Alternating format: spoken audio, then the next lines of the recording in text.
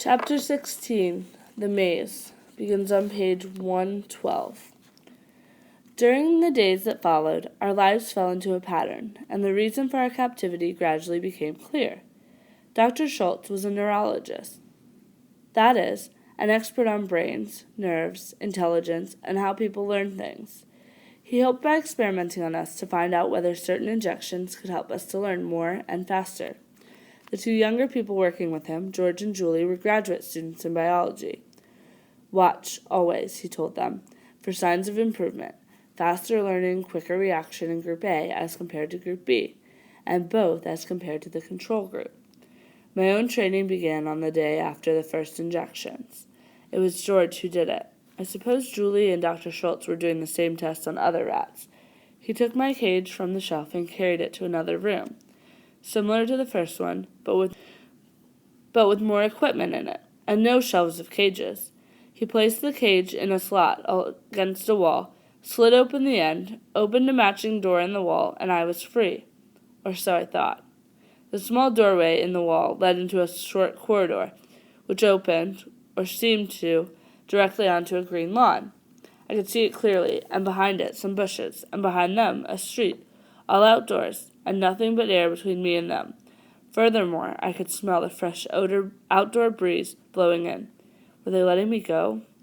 I made a dash toward the open end of the corridor, and then jumped back. I could not go on. About 2 feet from my cage, still open behind me, there was something dreadfully wrong with the floor. When I touched my feet to it, a terrible prickling feeling came over my skin. My muscles cramped, my eyes blurred, and I instantly got dizzy. I never got used to that feeling. No one ever does. But I did experience it many times, and eventually learned what it was. Electric shock. It is not exactly a pain, but it is unbearable.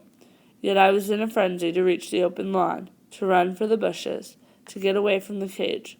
I tried again and jumped back again. No use.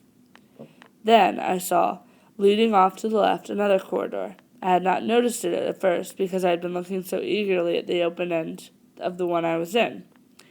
The second one seemed to stop, about 5 feet away in a blank wall.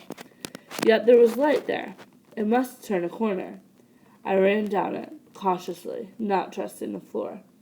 At the end it turned right, and there was the lawn again, another opening. I got closer. That time, then, just as I thought I was going to make it, another shot.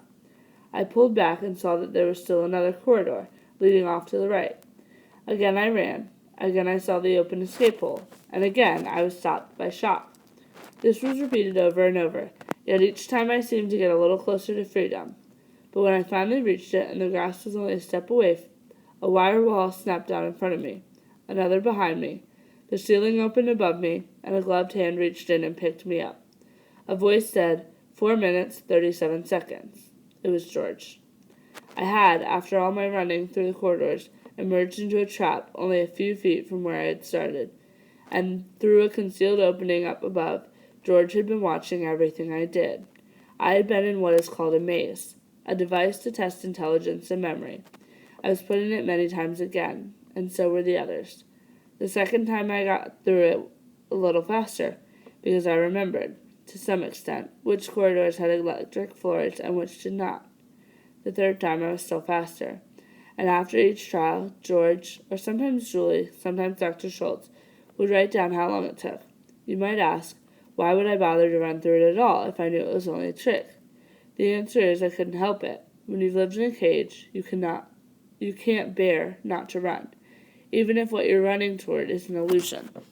There were more injections and other kinds of tests, and some of these were more important than the maze, because the maze was designed only to find out how quickly we could learn. Well, some of the others actually taught us things, or at least led up to actual teaching. One was what Dr. Schultz called shape recognition. He would put it into a small room with 3 doors leading out, one round, one square, and one triangular. These doors were on hinges with springs that held them shut, but they were easy to push open, and each door led into another room, with 3 more doors like the first one. But the trick was this. If you went through the wrong door, the room you entered had an electric floor, and you got shot. So you had to learn. In the first room, you used the round door. Second room, triangle, and so on. All of these activities helped me pass the time, and the weeks went by quickly, but they did not lessen our longing to get away. I wished for my old home in a storm sewer. I wished I could see my mother and father and run with my brother to the marketplace. I know all the others felt the same way, yet it seemed a hopeless thing. Still, there was one rat who decided to try it anyway. He was a young rat, probably the youngest of all that had been caught, and by chance he was in the cage next to mine. I might mention that, like Jenner and me, he was in the group Dr. Schultz called A. His name was Justin. It was late one night that I heard him calling to me, speaking softly around the wooden partition between our cages. Those partitions generally kept us all from getting to know each other as well as we might have done, and discouraged us from talking to one another. It was quite hard to hear around them, and of course you could never see the one you were talking to. I think Dr. Schultz had purposely had them made of some soundproof material, but you could hear if you and your neighbor got in the corners of the cages nearest each other and spoke out through the wire front. Nicodemus? Yes, I went over the corner. How long have we been here? You mean since the beginning? Since we were caught? Yes. I don't know. Several months, I think, but I have no way to keep track. I know. I don't either. But you suppose it's winter outside now? Probably, or late fall. It'll be cold. But not in here. No. But I'm going to try to get out. Get out? But how? Your cage is shut. Tomorrow we get injections, so they'll open it. When they do, I'm going to run. Run where? I don't know. At least I'll get a look around. There might be some way out. What can I lose? You might get hurt. I don't think so. Anyway, they won't hurt me. By they, he meant Dr. Schultz and the other two, he added confidently. All those shots, all the time they spent, were too valuable to them now. They'll be careful. That idea had not occurred to me before. But when I thought about it, I decided he was right. Dr. Schultz, Julie, and George had spent most of their working hours with us for months. They could not afford to let any harm come to us. On the other hand, neither could they afford to allow any of us to escape. Justin made his attempt the next morning, and it did cause a certain amount of excitement, but not at all what we had expected. It was Julie who opened Justin's cage, with a hypodermic in her hand.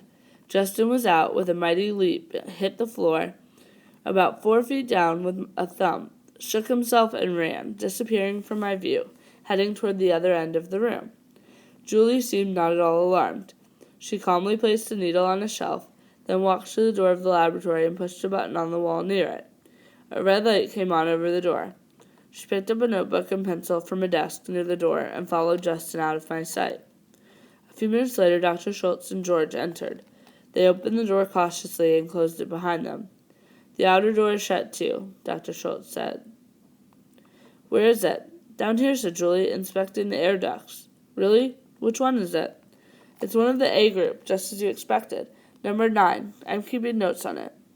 Obviously, the red light was some kind of warning signal, both outside the door and in. Laboratory animals at large.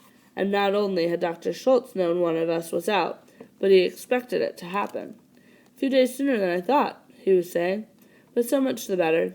Do you realize? Look, said Julie. He's doing the whole baseboard. But he's studying the windows, too. Stewie steps back to look up. Of course, said Dr. Schultz, and at the same time he was watching us, too. Can't you see? He's pretty cool about it, said George.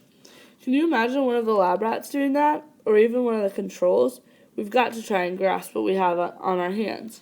The A group is now 300% ahead of the control group in learning, and getting smarter all the time. B group is only 20% ahead. It's the new DNA that's doing it.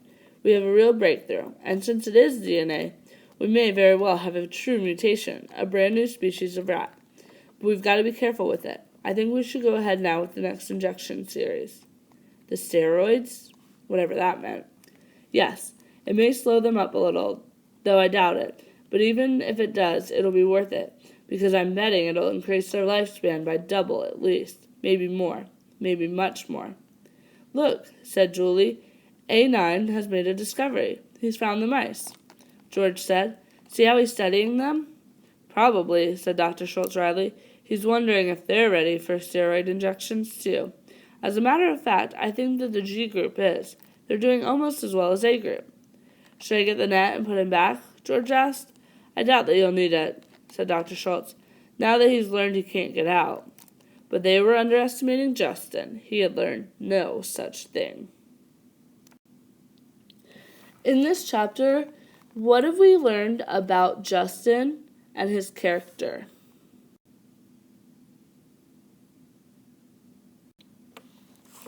Since the author left us with a cliffhanger by saying, but they were underestimating Justin, he had learned no such thing, what do you think is going to happen next?